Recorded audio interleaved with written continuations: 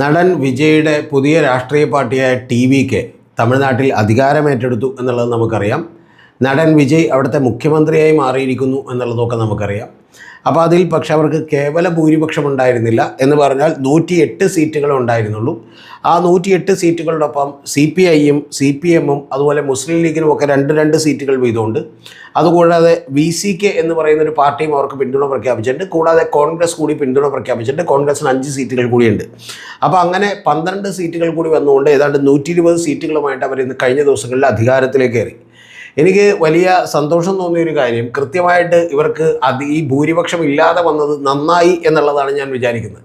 അതിൻ്റെ പ്രധാനപ്പെട്ട കാരണം അതിൽ ഈ ബാക്കിയുള്ള എല്ലാ പാർട്ടികളും മുസ്ലിം ലീഗും CPIയും CPMും ഒക്കെ തന്നെ പുറത്ത് നിന്ന് പിന്തുണ കൊടുക്കാനാണ് തീരുമാനിച്ചിട്ടുള്ളത്. അവരൊക്കെ തന്നെ വളരെ കൃത്യമായി DMKയോട് സംസാരിക്കുകയും DMKയുടെ സഖ്യകക്ഷികളായി നിന്നിട്ടാണ് അവർ ജയിച്ചിട്ടുള്ളത്. അപ്പോൾ അതുകൊണ്ട് DMKയോട് സംസാരിക്കുകയും DMK സ്റ്റാലിൻ്റെ ഒരു അനുമതിയോട് കൂടിയാണ് ഈ പിന്തുണ പ്രഖ്യാപിച്ചിട്ടുള്ളത് എന്നുള്ളത് നമുക്കെല്ലാവർക്കും അറിയാം.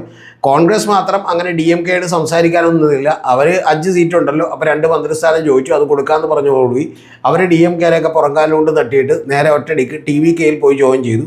അത് DMKയെ വലിയ കോപാകുലാക്കുകയും ചെയ്തു. ഏതാണ്ട് ഇന്ത്യ മുന്നണിക്കകത്ത് തന്നെ അത് വലിയ തർക്കങ്ങളൊക്കെ ഉണ്ടായി എന്നുള്ളത് യാഥാർത്ഥ്യമായിട്ടുള്ളൊരു കാര്യമാണ്. അത് ഇപ്പോൾ ഉത്തർപ്രദേശിൽ NDA ആലിയായിട്ടുള്ള സഖ്യകക്ഷിക്ക് തന്നെ വലിയ ബുദ്ധിമുട്ടുണ്ടാവുകയും അദ്ദേഹമൊക്കെ തന്നെ ഈ പരിപാടി ചെയ്തത് ശരിയല്ല എന്നൊക്കെ പറയുകയും ചെയ്തതൊക്കെ നമുക്കറിയാവുന്നൊരു കാര്യമാണ്.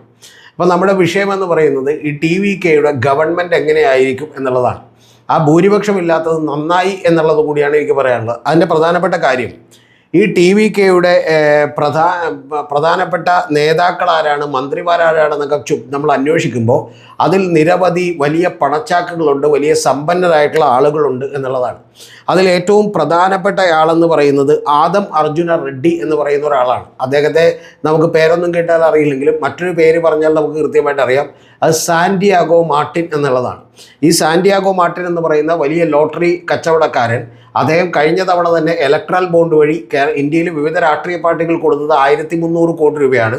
എന്ന് പറഞ്ഞാൽ രണ്ടാമതായി ഏറ്റവും കൂടുതൽ എന്ന് പറഞ്ഞാൽ ഫ്യൂച്ചർ ഗെയിമിംഗ് സൊല്യൂഷൻസ് എന്ന് പറഞ്ഞാൽ അദ്ദേഹമാണ് ഏറ്റവും കൂടുതൽ സംഭാവന ഈ പറയുന്ന പോലെ ആളുകൾക്ക് കൊടുത്തിട്ടുള്ളത് എന്ന് നമ്മൾ മനസ്സിലാക്കണം, ഇലക്ട്രൽ ബോണ്ടിൻ്റെ ഭാഗമായിട്ട്. അപ്പോൾ അതിൽ തന്നെ 500 കോടി രൂപ DMKക്കാണ് കൊടുത്തിട്ടുള്ളത്. അപ്പോൾ അദ്ദേഹത്തിൻ്റെ മകളുടെ ഭർത്താവ്, അതായത് ഡെയ്സി മാർട്ടിൻ്റെ ഭർത്താവായിട്ടുള്ള ആദം അർജുന റെഡ്ഡി, അദ്ദേഹം യഥാർത്ഥത്തിൽ നേരത്തെ VCKയുടെ ജനറൽ നേതാവായിരുന്നു. അവിടെ VCK എന്ന് പറയുന്ന ഒരു ദളിത് സംഘടന ഉണ്ട്, രാഷ്ട്രീയ പാർട്ടിയുണ്ട്. അവരിപ്പോൾ ഇത്തവണ വിജയനെ പിന്തുണച്ചിട്ടുണ്ട്. അവരുടെ നേതാവായിരുന്നു. പക്ഷേ അവരിൽ നിന്ന് അകന്നതിന് ശേഷമാണ് ഇപ്പോൾ TVKയിൽ അദ്ദേഹം ജോയിൻ ചെയ്തിട്ടുള്ളത്. അദ്ദേഹം ഇപ്പോൾ മന്ത്രിയായിട്ട് ജോയിൻ ചെയ്തിട്ടുണ്ട്. അവരുടെ മീഡിയകളുടെയും അതുപോലെ തന്നെ പ്രൊപ്പഗാൻഡയുടെയും ഒക്കെ ചാർജ് അദ്ദേഹത്തിനായിരുന്നു. അദ്ദേഹം വലിയ സമ്പന്നനായിട്ടുള്ള ആൾ കൂടിയാണ് എന്നുള്ളത് നമുക്ക് എല്ലാവർക്കും അറിയാം. അദ്ദേഹം വില്ലുമാക്കം മണ്ഡലത്തിൽ നിന്ന് ജനവിധി നേടുകയും 17,300-ലധികം സീറ്റുകൾക്കധികം നേടി, അവിടെ വോട്ടുകൾക്കധികം നേടി, മജോറിറ്റി നേടിയിട്ട് അദ്ദേഹം വിജയിക്കുകയും ചെയ്തു എന്നുള്ളതാണ്. ഇനി മറ്റൊരു കാര്യം കൂടി ഒന്ന് പറഞ്ഞു പോക്കോട്ടെ. കാരണം ഈ സാന്റിയാഗോ മാർട്ടിൻ്റെ ബന്ധുക്കളൊക്കെ തന്നെ ഈ ഒരു പാർട്ടിയിൽ മാത്രമല്ല ഉള്ളത്. ഏത് പാർട്ടി അധികാരത്തിൽ വന്നാലും അവർക്ക് സേഫായിട്ടുള്ളൊരു പൊസിഷനാണ് അവരെടുത്തേക്കുന്നത്. അതിൽ ഇദ്ദേഹത്തിൻ്റെ ഭാര്യയായിട്ടുള്ള ലീമ റോസ് എന്ന് പറയുന്ന ഈ സാന്റിയാഗോ മാർട്ടിൻ്റെ ഭാര്യ, അവർ ലാൽഗുഡി മണ്ഡലത്തിൽ നിന്ന്, അത് യഥാർത്ഥത്തിൽ DMKയുടെ കുത്തക മണ്ഡലമാണ്. പക്ഷെ അവിടെ നിന്ന് AIDMKയുടെ സ്ഥാനാർത്ഥിയായിട്ട് മത്സരിക്കുകയും 2500-ൽ പരം വോട്ടുകൾക്ക് അവിടെ നിന്ന് ജയിക്കുകയും ചെയ്തു. അവരാണ് തമിഴ്നാട്ടിലെ ഏറ്റവും സമ്പന്നയായിട്ടുള്ള സ്ഥാനാർത്ഥി എന്നുള്ളത് നമ്മൾ മനസ്സിലാക്കണം. അപ്പോൾ അവർക്ക് നിരവധി ചാരിറ്റി ഓർഗനൈസേഷൻസ് ഒക്കെ ഉണ്ട്. മാർട്ടിൻ ഫൗണ്ടേഷൻ, അതുപോലെ റിയൽ എസ്റ്റേറ്റ്, ഗെയിമിംഗ് കമ്പനി, ഇങ്ങനെ നിരവധി കമ്പനികളുണ്ട് എന്നുള്ളത് അറിയണം. അപ്പോൾ അതായത് ഈ പറയുന്ന ആദം അർജുന റെഡ്ഡിയുടെ ഭാര്യയുടെ അമ്മ, അതായത് സാന്റിയാഗോ മാർട്ടിൻ്റെ ഭാര്യ എവിടെയാണ്? AIDMKയിലാണ്. ആദം അർജുന റെഡ്ഡി TVKയിലാണ്. അപ്പോൾ ആര് ജയിച്ചാലും അവർക്ക് പ്രശ്നമില്ല. ഇനി ഇതുകൊണ്ട് അവസാനിച്ചിട്ടില്ല. പുതുച്ചേരിയിൽ നമുക്കറിയാം അവിടെ മന്ത്രിയായി മാറുന്നത് ജോസ് ചാൾസ് മാർട്ടിൻ എന്ന് പറയുന്ന ഒരാളാണ്. അദ്ദേഹം സാന്റിയാഗോ മാർട്ടിൻ്റെ മകനാണ്, മറ്റത് മരുമകനാണെന്നേ ഉള്ളൂ. അവിടെ ലക്ഷ്യ ജനനായക കക്ഷി എന്ന് പറഞ്ഞ് പുതിയൊരു പാർട്ടി ഉണ്ടാക്കുകയും ആ പാർട്ടി NDAയുടെ ഭാഗമായി നിൽക്കുകയും ചെയ്യുന്ന പാർട്ടിയാണ്.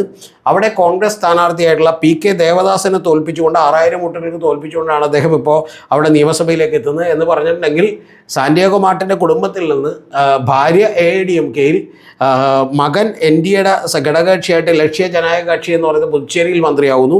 അതുപോലെ തന്നെ മകളുടെ ഭർത്താവായിട്ടുള്ള ആദം അർജുന റെഡ്ഡി TVKയുടെ മന്ത്രിസഭയിലുണ്ട്.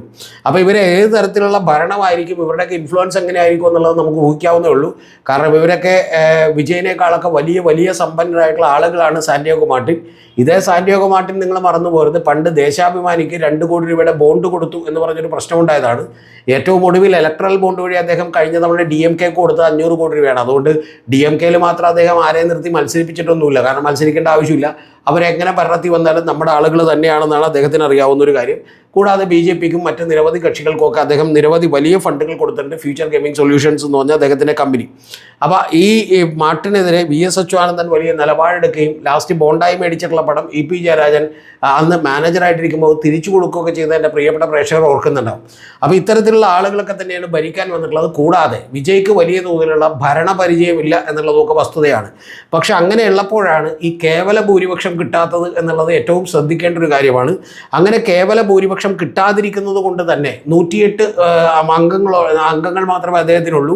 ഈ 12 പേരുടെ പിന്തുണയോടുകൂടിയാണ് മത്സരിക്കുന്നത്. ആ 12 പേരിൽ ഏറ്റവും പ്രധാനപ്പെട്ടത് ഒന്ന് CPIയുടെ 2 സീറ്റുകളാണ്, CPMൻ്റെ 2 സീറ്റുകളാണ്, VCKയുടെ സീറ്റുകളുണ്ട് എന്നുള്ളത് കൊണ്ട് തന്നെ ഈ കക്ഷികൾ പുറത്തു നിന്നാണ് പിന്തുണക്കുന്നത് എന്നുള്ളത് കൊണ്ട് തന്നെ, മുസ്ലിം ലീഗ് അടക്കം പുറത്തു നിന്നാണ് പിന്തുണക്കുന്നത് എന്നുള്ളത് കൊണ്ട് തന്നെ അവരുടെ ഒരു പിടുത്തമുണ്ടാക്കാനും പലപ്പോഴും നയപരമായിട്ടുള്ള തീരുമാനങ്ങൾ എടുക്കാനും ഒക്കെ വിജയ് അവരുടെ കൂടി വാക്കുകൾ കേൾക്കും എന്നുള്ള, അല്ലെങ്കിൽ കേൾക്കേണ്ടി വരും എന്നുള്ളത് ഉറപ്പാണ്. അങ്ങനെ സംഭവിക്കുമ്പോൾ ആ ഭരണം കുറച്ചുകൂടി മെച്ചപ്പെടാനുള്ള സാധ്യതകളുണ്ട് എന്നുള്ളതാണ്. അതല്ലെങ്കിൽ ഇപ്പോൾ ആദം അർജുന റെഡ്ഡിയുടെയോ അല്ലെങ്കിൽ അത്തരത്തിലുള്ള ആളുകളുടെയോ മാത്രം വാക്കുകൾ കേട്ടാണ് പോയിരുന്നെങ്കിൽ ഇത് വലിയ തലവേദനയാകും എന്നുള്ളത് നമുക്കറിയാം. നിങ്ങൾ ഓർക്കുന്നുണ്ടാവും, മൻമോഹൻ സിംഗ് സർക്കാരിൻ്റെ കാലത്ത് ഇതുപോലെ തന്നെ ഇടതുപക്ഷത്തിന് 60-ലധികം MP മാരുണ്ടാവുകയും വലിയൊരു ഫോഴ്സായി അവർ നിലനിൽക്കുകയും ചെയ്തുകൊണ്ട് തന്നെ ആ ഗവൺമെൻറ്റിന് വെറുതെ അങ്ങോട്ട് മുന്നോട്ട് പോകാൻ കഴിഞ്ഞിരുന്നില്ല. ഒരുപാട് ജനകീയമായിട്ടുള്ള പദ്ധതികളും ജനോപകാരപ്രദമായിട്ടുള്ള കാര്യങ്ങളൊക്കെ കൊണ്ടുവരാൻ കഴിഞ്ഞു എന്നുള്ളത് മാത്രമല്ല, മറ്റ് ചില കാര്യങ്ങളിൽ അത് തടയാനുമൊക്കെ തന്നെ ഇതുപോലെയുള്ള ഇടതുപക്ഷത്തിന് കഴിഞ്ഞിരുന്നു എന്നുള്ളതൊരു വാസ്തവമാണ്. അപ്പോൾ അതേപോലത്തെ തന്നെ ഒരു സിറ്റുവേഷനാണ് ഇപ്പോൾ വിജയുടെ ഗവൺമെൻറ്റിന് ഉണ്ടായിട്ടുള്ളത്. ഇപ്പോൾ അടുത്ത കൊല്ലമാകുമ്പോഴേക്കും അല്ലെങ്കിൽ അടുത്ത 5 കൊല്ലം കഴിയുമ്പോഴേക്കും അദ്ദേഹത്തിൻ്റെ ഭരണം കുറച്ചുകൂടി ബെറ്റർ ആണെങ്കിൽ തീർച്ചയായിട്ടും അദ്ദേഹം വലിയ ഭൂരിപക്ഷത്തിൽ അവിടെ ജയിക്കും എന്നുള്ള കാര്യത്തിലൊരു സംശയമില്ല. പക്ഷെ അങ്ങനെ വരുന്നതിന് മുമ്പുള്ള ആദ്യത്തെ ഗവൺമെൻറ്റിൽ ഇത്തരത്തിലുള്ളൊരു സംഭവം ഉണ്ടാകുന്നത് അത്രമാത്രം ഭരണപരിചയമില്ലാത്ത വിജയനെ സംബന്ധിച്ചിടത്തോളം കുറച്ചുകൂടി ഗുണകരമായി തന്നെ സംഭവിക്കും എന്നുള്ളതാണ് എൻ്റെ പ്രതീക്ഷ. ഇപ്പം തന്നെ വിജയ് നിരവധി കാര്യങ്ങൾ പ്രഖ്യാപിച്ചു കഴിഞ്ഞിട്ടുണ്ട്. അതിൽ ക്ഷേമ പെൻഷനുകൾ വലിയ വാഗ്ദാനങ്ങളാണ് കൊടുത്തേക്കുന്നത്. ക്ഷേമ പെൻഷനുകൾ 3000 രൂപയാക്കും എന്ന് പറഞ്ഞിട്ടുണ്ട്. 60 വയസ്സിന് താഴെയുള്ള സ്ത്രീകൾക്ക് പ്രതിമാസം 2500 രൂപ പെൻഷൻ നൽകുമെന്ന് പറഞ്ഞിട്ടുണ്ട്. +2 ഡിപ്ലോമയും കഴിഞ്ഞവർക്ക് 2500 രൂപ നൽകുമെന്ന് പറഞ്ഞിട്ടുണ്ട്. ഡിഗ്രി കഴിഞ്ഞവർക്ക് ജോലിയില്ലാത്തവർക്ക് 4000 രൂപ നൽകുമെന്ന് പറഞ്ഞിട്ടുണ്ട്. ഓരോ കുടുംബത്തിനും 25 ലക്ഷം രൂപയുടെ ആരോഗ്യ ഇൻഷുറൻസ് കൊടുക്കുമെന്ന് പറഞ്ഞിട്ടുണ്ട്. അതുപോലെ 1 മുതൽ 12ാം ക്ലാസ് വരെയുള്ള കുട്ടികളുടെ രക്ഷിതാക്കൾക്ക് 4000 രൂപ, രക്ഷിതാക്കൾക്ക് 15000 രൂപ വീതം പെർ ഇയർ നൽകും എന്നുള്ളത് പറഞ്ഞിട്ടുണ്ട്. സാമ്പത്തിക ഭദ്രതയില്ലാത്ത പെൺകുട്ടികൾക്ക് വിവാഹത്തിന് സഹായം പ്രഖ്യാപിച്ചിട്ടുണ്ട്. 200 യൂണിറ്റ് വരെ വൈദ്യുതി സൗജന്യമാക്കേണ്ട അത് ഇന്നലെ തന്നെ ഉത്തരവ് പുറപ്പെടുവിച്ചിട്ടുണ്ട്.